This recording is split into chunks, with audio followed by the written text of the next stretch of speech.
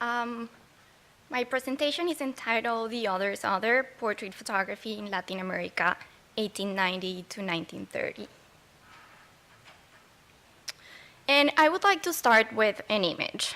This is a photograph taken in 1912 by the Colombian Benjamin de la Calle, and it brings to the fore a series of apparent contradictions. First, the juxtaposition of a typical Indian peasant with characteristically European architectural devices. Second, the contextualization of the scene in a Mediterranean landscape. And third, the deliberate intention to hide the bare feet of the sitter behind the potted plant that is neatly placed in the foreground.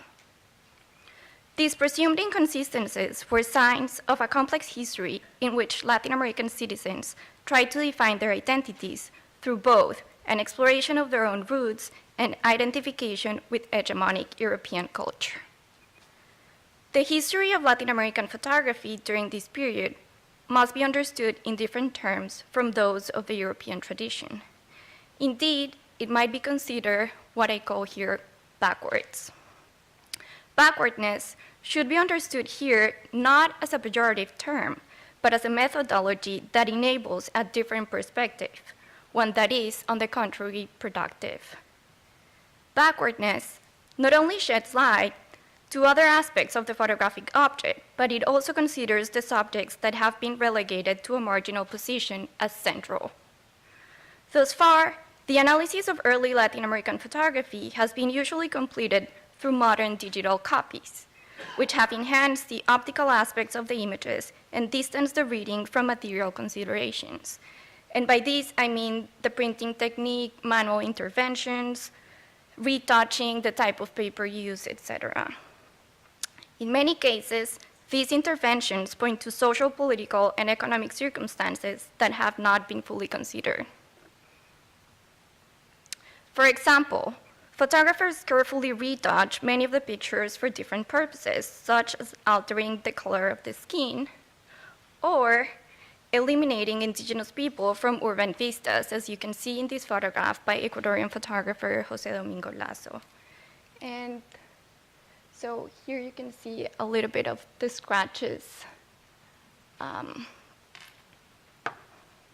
This manipulation of the photographs is in many cases only visible on the negative plates, completely changing the original understanding of the images and raising debates related to the plausibility of the photographic object.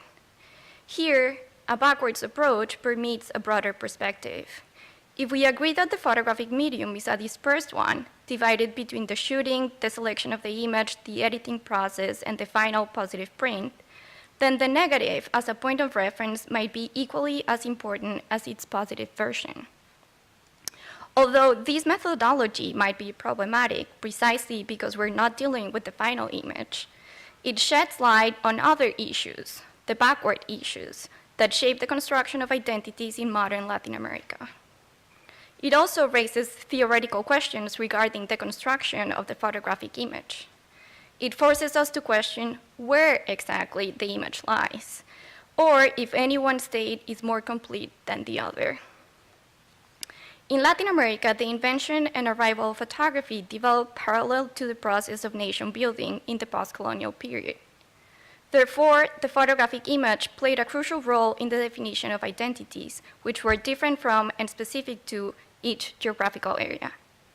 Any attempt to homogenize the distinctive character of Latin American photography would fail to describe the complexity of the production. What I want to present today is a short but critical analysis of 3 case studies of the strategies utilized in the artistic and commercial work of studio photographers from different regions through the ideas of progress, modernity, and race. So my first case is called Challenging the Antiochian Race, Benjamin de la Calle. Benjamin de la Calle's studio was located in the Colombian region of Antioquia, and it emerged as a commercial enterprise precisely at the moment when Medellin, its capital, became Colombia's second largest city, as well as the industrial center of the country. The region of Antioquia cultivated a strong discourse of identity around the notion of progress, with particular attention to the idea of a new race, namely the Antiochian race, and the name just makes reference to the name of the region. This idea reached its apogee at the time when De la Calle's studio was active. The alleged Antiochian race proclaimed a superior race that distinguished the Antioqueños from the rest of the country. Indeed, by 1910, a group of intellectuals formulated a series of discourses surrounding identity and stated that if there is a place in Latin America where the ideal rock of a superior race exists, that place is Antioquia. Portrait photography played a fundamental role in the definition of this new race, as it visualized or challenged what was claimed through speech and text. And in the book essay, I discuss how photography visualized this discourse, and here I want to focus solely on how this racist discourse was actually challenged. So De la Calle's work focused on marginalized types. His portraits represented a struggle for acceptance from and incorporation into a highly divided and conservative environment. De la Calle, a gay man immersed in a corrective society and thus an outsider himself, visualized through photography a spectrum of the Colombian population that lacked visual representation in a dignifying way. Peasants, artisans, prostitutes, cross-dressers, and people of African and indigenous descent, among others. In other words, exactly the opposite type of individuals that the Antiochian race was promoting. And I'm just showing you here a couple of images, but we can talk more about them. They're very interesting. As seen in the picture first described in this talk, De la Calle utilized different strategies to dignify his sitters, and thus give them an image that represented their ideal selves, which did not necessarily conform to societal expectations. In Medellin, peasants and working class people wandered barefoot around the city up until the 1930s. The use of shoes was not a common practice until a Rockefeller Foundation campaign to improve public health conditions was implemented under the banner of a civilizing initiative. In this photograph, the potted plant was utilized as a device that hides the fact that the sitter is barefoot, thus giving the man a different status. De la Calle used this strategy frequently, sometimes placing the plant with an animal skin that lay over the sitter's feet, or hiding them behind an artificial balustrade. And there are hundreds of images. In many cases, that simple act signified not only the recognition of the sitter's aspirations, but also a distinction between photography as an indexical trace of the present and photography as a medium that portrayed a possible longed-for future or past. In this wedding portrait, also taken by De la Calle, Tomás González and his wife pose wearing most likely their Sunday best and not proper wedding attire, considering the dark color of her dress. Nonetheless, what stands out from this picture is the view of the woman's attire, which was not a real one, but rather an addition from the photographer's hand. Utilizing the same red ink used in other studios for whitening the skin of the sitters, De la Calle hand-painted into the photograph the view, which the bride presumably could not afford. The intervention is barely visible in the positive copy, but is clear on the negative. Through the incorporation of the hand-painted view, or by hiding the bare feet of many of his sitters, De la Calle elevated the social standing of his clientele, fulfilling aspirational desires, and challenged the hegemonic discourse of the Antiochian race. My second case is called Bordering in Viennese Mo, the case of Martin Chambi. Martin Chambi was a Peruvian indigenous photographer and arguably one of the most important practitioners from his time in Latin America. His work was grounded in a project that encompassed both an aesthetic and a social interest in photography. In particular, the link between his practice and the philosophy of Peruvian indigenism was crucial for the promotion of his work. Although he did not directly pertain to the official indigenista group, his images promoted a sense of national local pride that was absent from the work of other photographers from the region. Chambi established himself in Cusco in the 1920s. His arrival to the southern part of the country coincided with the moment in which the intellectual sphere of Cusco consolidated its discourse against the centralization of power and instead promoted a regional identity based on their indigenous cultural roots. Chambi's images played a crucial role in the definition of these identity discourses, which aimed to denounce the social and economic exploitation of indigenous people. Although usually classified as indigenistas, Chambi's photographs did not strictly align with a particular current of indigenism. His work gravitated between an aesthetic interest in photography, which positioned the Indian in a romanticized Indian environment, and the more touristic and archaeological approach. In addition to these two types of photography, he also worked as a commercial studio photographer. Although he considered all variants of his work in his broader conception of art photography, it is the latter group of images that caught the attention of curators and academics internationally starting in the 1970s. This approach discarded a large portion of his production, which did not appeal to the modern black and white aesthetic in vogue at that time. Indeed, Chambi colored many of his prints with monochrome inks, pleasing the public of his time, which appreciated the addition of color as an artistic effect in photography.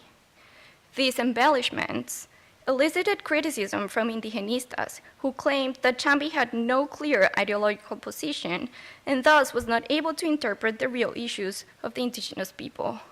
However, Chambi did engage with socio-political issues. In Organ Player at the Capilla de Tinta, Chambi depicted a man playing an organ in a small room. The musical instrument contrasted not only with the location of the scene, but also with the indigenous man playing it.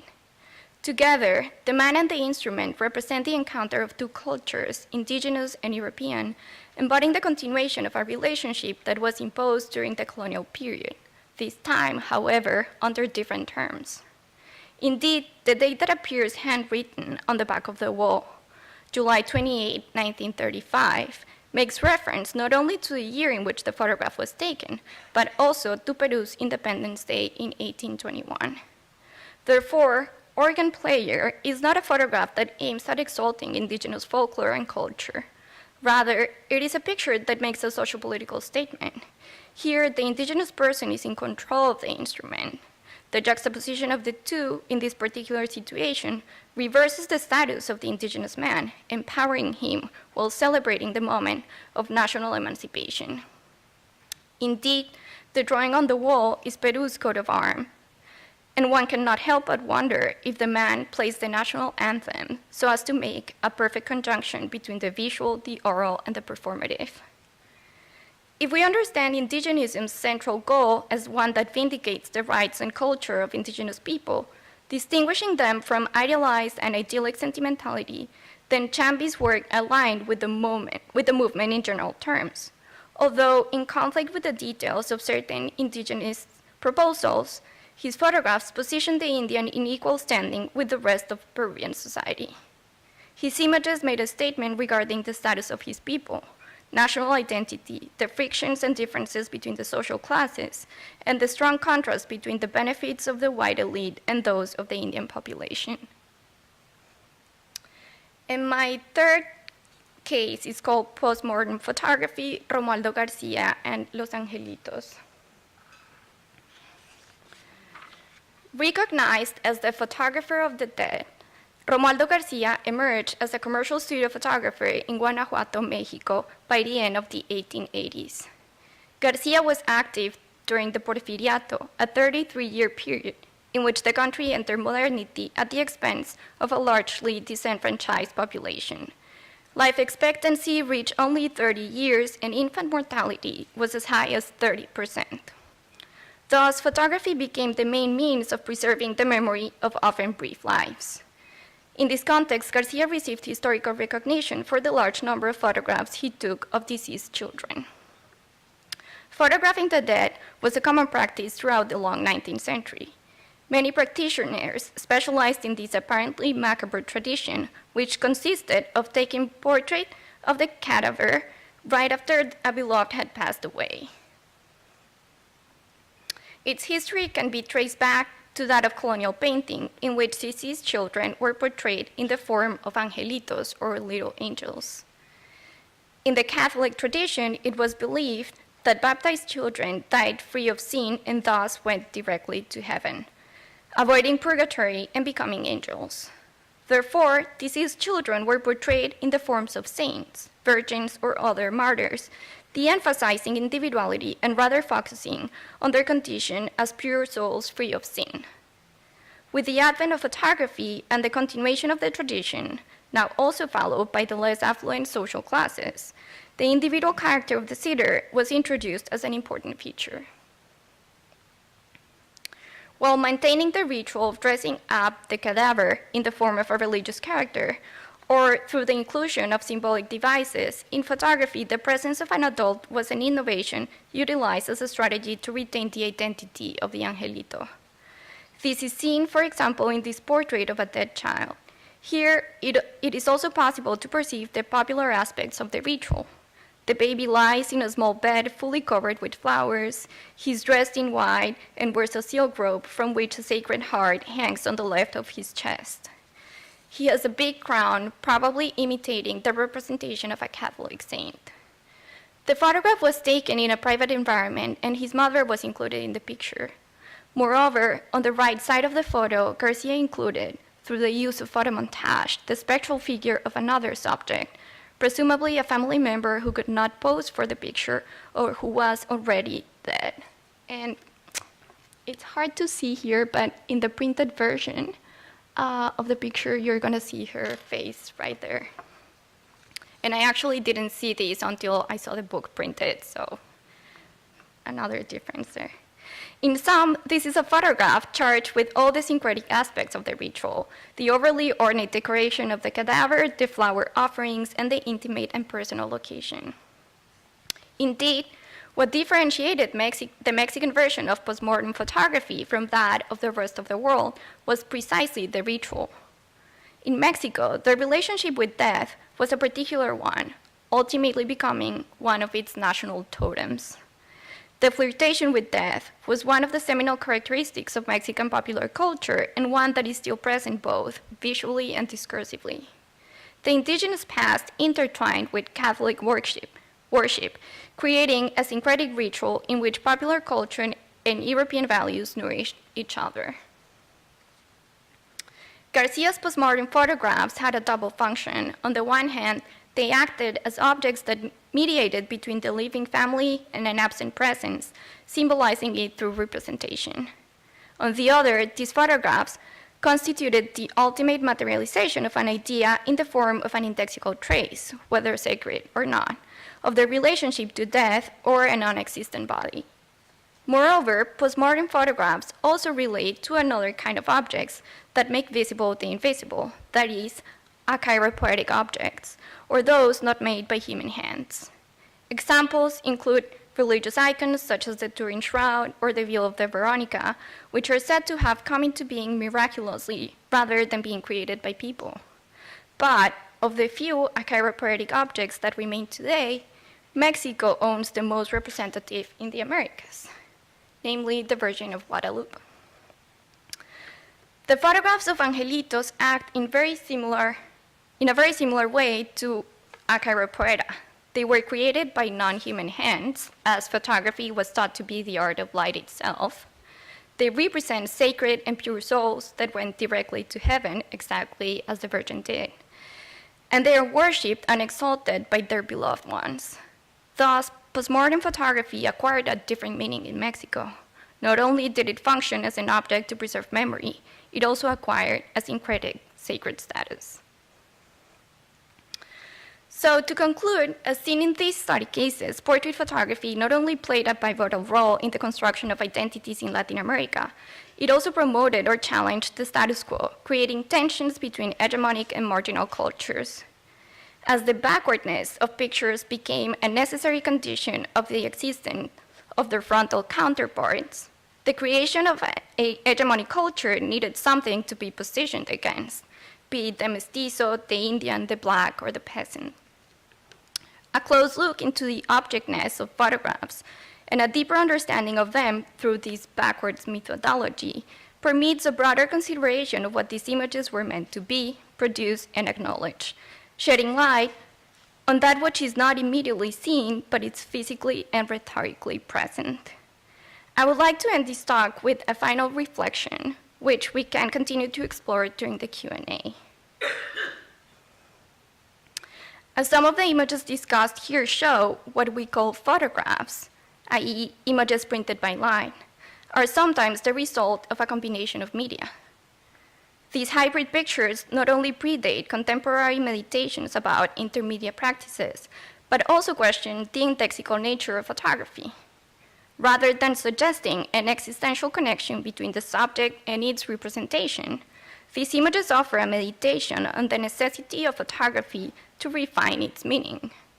They suggest the idea that the photographic picture was somehow flawed or incomplete, and that it needed a supplement to convey the desired meaning. This supplement indicated that photographers did not simply take pictures, but rather that they created them. Thank you.